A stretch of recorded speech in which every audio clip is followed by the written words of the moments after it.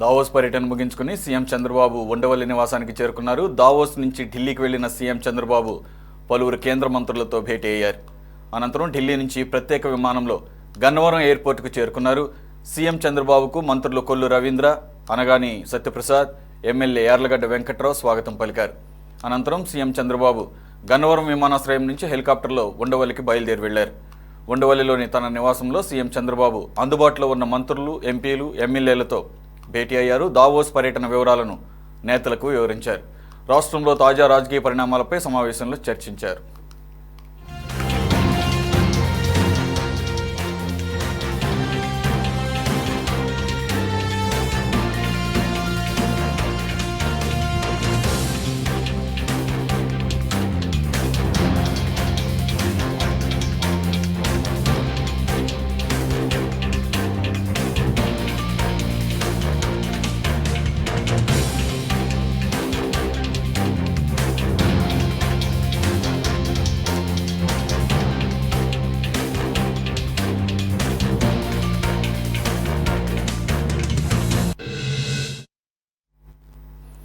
Right, complete details మా correspondent Ghalib అందిస్తారు. గాలిబ్, ఈ దావోస్ పర్యటనకు సంబంధించి ముఖ్యమంత్రి చంద్రబాబు నాయుడు ఎవరెవరితో భేటీ అవుతున్నారు? ముఖ్యంగా మంత్రులు అలాగే ఎంపీ, ఎమ్మెల్యేలను కూడా కలుస్తున్నట్లుగా తెలుస్తోంది. టోటల్ ఎజెండా ఏంటి? ఏపీ ముఖ్యమంత్రి చంద్రబాబు నాయుడు 4 రోజుల దావోస్ పర్యటన ముగించుకొని కొద్దిసేపటి క్రితం గన్నవరం విమానాశ్రయం చేరుకున్నారు. గన్నవరం విమానాశ్రయంలోని మంత్రులు, ఎమ్మెల్యేలు, ఎంపీలు, అధికారులు కూడా ఆయనకి స్వాగతం పలకడం జరిగింది. ప్రధానంగా చూసినట్లయితే ఆంధ్రప్రదేశ్ రాష్ట్రానికి పెట్టుబడులే లక్ష్యంగా ముఖ్యమంత్రి బృందం దావోస్ లో పర్యటించింది. మొత్తం 4 రోజుల పాటు ఈ దావోస్ పర్యటనలోని అంతర్జాతీయ, జాతీయకు సంబంధించిన పారిశ్రామికవేత్తలతోని అట్లాగే కంపెనీలకు సంబంధించిన ప్రతినిధులతో కూడా ముఖ్యమంత్రి చంద్రబాబు నాయుడు సమావేశం నిర్వహించారు. ఈ సమావేశాలు పూర్తి స్థాయిలో సక్సెస్ అయిన పరిస్థితి కనపడుతుంది. ఎందుకంటే బిలిగేట్స్ లాంటి పారిశ్రామికవేత్తలతో పాటు ఇతర బిజినెస్ పర్సన్స్ తో కూడా ముఖ్యమంత్రి సమావేశాలు నిర్వహించారు. ఈ సమావేశంలోని ఏపీకి సంబంధించి పెట్టుబడులు పెడితే ఎంతవరకు ఉపయోగపడుతుంది, ఏపీలో పెట్టుబడుల అవకాశాలు ఏ విధంగా ఉన్నాయి, ఇందుకు సంబంధించి ఆంధ్రప్రదేశ్ రాష్ట్రంలోని ఏపీ ప్రభుత్వం ఎంతవరకు రెడ్ కార్పెట్ వేస్తుంది, ఇలాంటి అంశాలకు సంబంధించి ఇప్పటికే దాదాపు కీలకమైన సంస్థలను ఒప్పించినట్టుగా తెలుస్తుంది. ముఖ్యమంత్రి పర్యటన నేపథ్యంలోని ఆంధ్రప్రదేశ్ రాష్ట్రంలో పెట్టుబడులకు ఎంతవరకు అవకాశం ఉంది, దానిపై కూడా ఒక పవర్ పాయింట్ ప్రజెంటేషన్ ఇచ్చిన నేపథ్యంలోని చాలా కంపెనీలు ఏపీకి వచ్చేందుకు సుముఖత వ్యక్తం చేసిన పరిస్థితి ఉంది. ఈ నేపథ్యంలో వేల కోట్ల రూపాయలు రాబోయే రోజుల్లోని ఏపీకి పెట్టుబడి రూపంలో రాబోతున్నాయి. ఇందులో భాగంగానే భారీగా ఉపాధి అవకాశాలు కూడా పెరగబోతున్నట్లుగా తెలుస్తుంది. ఈ నేపథ్యంలో ముఖ్యమంత్రి చంద్రబాబు నాయుడు నిన్న రాత్రి ఢిల్లీ చేరుకున్నారు. ఢిల్లీలోని ఈ రోజు ఉదయం కేంద్ర ఆర్థిక శాఖ మంత్రి నిర్మలా సీతారామన్ తో భేటీ అవడం జరిగింది. ఎందుకంటే మరో 4 రోజుల్లోని కేంద్ర ప్రభుత్వం బడ్జెట్ ప్రవేశపెట్టబడుతుంది. ఈ బడ్జెట్ లోని రాష్ట్రానికి సంబంధించిన ఆ నిధుల కేటాయింపు, దాంతో పాటు ఇతర అంశాలకు సంబంధించి మాత్రం ఇప్పటికే సీఎం చంద్రబాబు నాయుడు ఢిల్లీలో కేంద్ర ఆర్థిక శాఖ మంత్రి నిర్మలా సీతారామన్తో భేటీ అయిన తర్వాత నేరుగా ఆయన ప్రత్యేక విమానంలో గన్నవరం విమానాశ్రయం చేరుకున్నారు. గన్నవరం విమానాశ్రయంలోని పలువురు మంత్రులు, ఎమ్మెల్యేలు, అధికారులు కూడా ముఖ్యమంత్రి స్వాగతం పలికారు. ఈ నేపథ్యంలోనే తన దావోస్ పర్యటన వివరాలను కూడా ఆయన మంత్రులకు వివరించడం జరిగింది.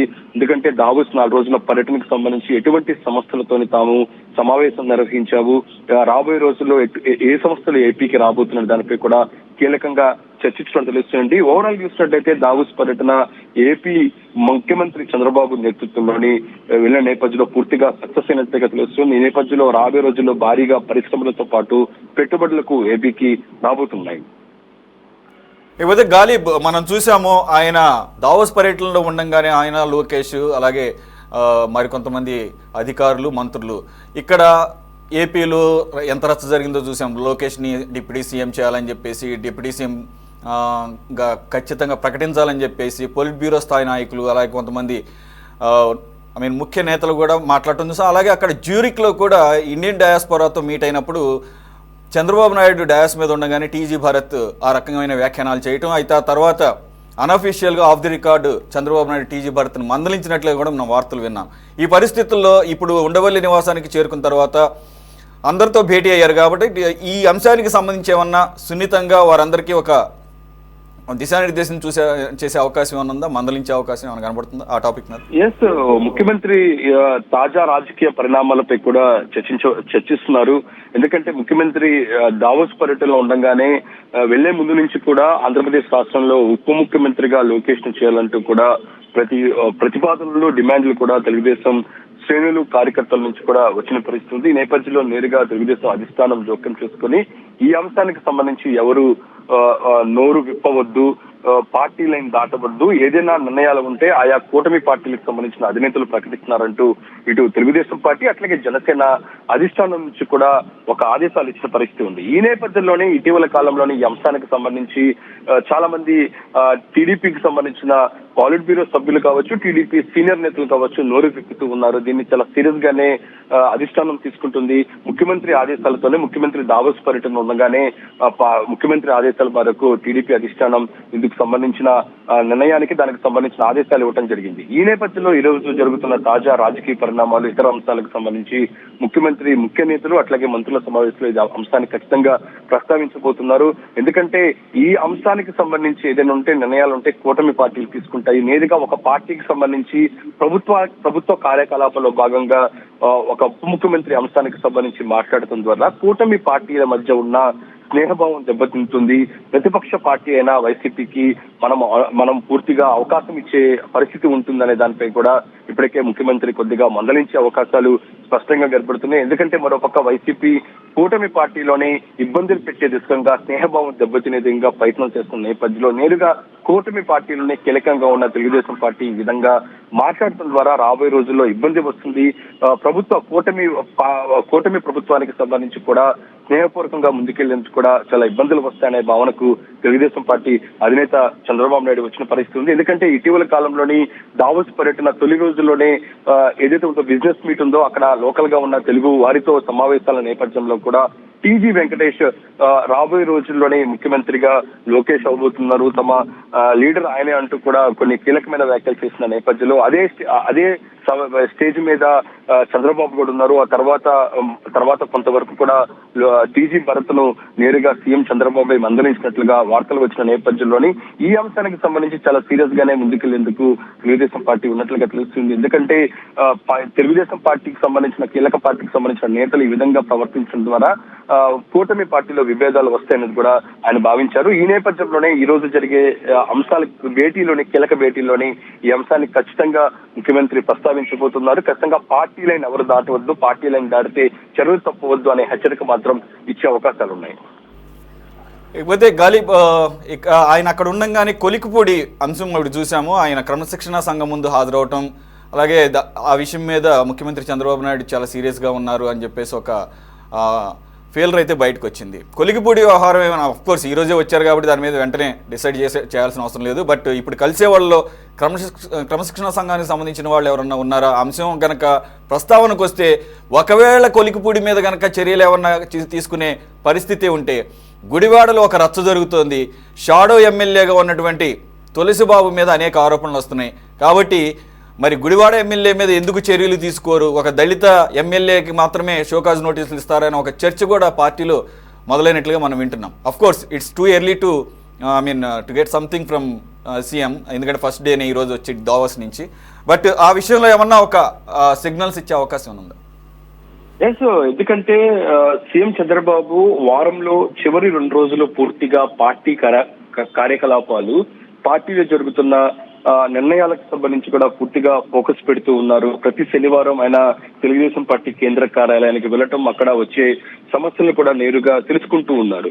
అయితే ఈ రోజే ముఖ్యమంత్రి దావోస్ పర్యటన వచ్చిన తర్వాత మిగతా రాజకీయ అంశాలు, ప్రభుత్వ పాలనకు సంబంధించి దృష్టి పెడతారు. ఆ తర్వాత పార్టీలోని క్రమశిక్షణ చర్యలకు సంబంధించి కూడా ఫోకస్ పెట్టే అవకాశాలు కనబడుతున్నాయి. ఎందుకంటే ముందు నుంచి చంద్రబాబు ఒకటే చెప్తున్నారు, అందరూ కింద కేడర్ కార్యకర్త నుంచి కూడా పైన ఎమ్మెల్యే స్థాయి వరకు అందరూ క్రమశిక్షణగా ఉండాలి, పార్టీలను ఎక్కడా దాటకూడదని కూడా చెప్తున్న పరిస్థితి ఉన్న నేపథ్యంలో ప్రధానంగా తిరువూరుకు సంబంధించిన ఎమ్మెల్యే కొలకపూడి శ్రీనివాసరావు అంశానికి సంబంధించి గత 6 నెలల్లోని చాలా వివాదాల్లోని ఆయన చిక్కుకుంటూ ఉన్నారు. ఇప్పటికే ఆయన మీద ఫిర్యాదులు వచ్చిన పరిస్థితి కనపడుతుంది. తిరువూరు లోకల్ లీడర్స్ నుంచి కూడా చాలా వరకు ఫిర్యాదు వచ్చాయి. గతంలో కూడా ఈ అంశానికి సంబంధించి గతంలోనే నేరుగా వలరామయ్యని తిరువూరు పిలిచి అక్కడ పరిస్థితిని చక్కబెట్టారు.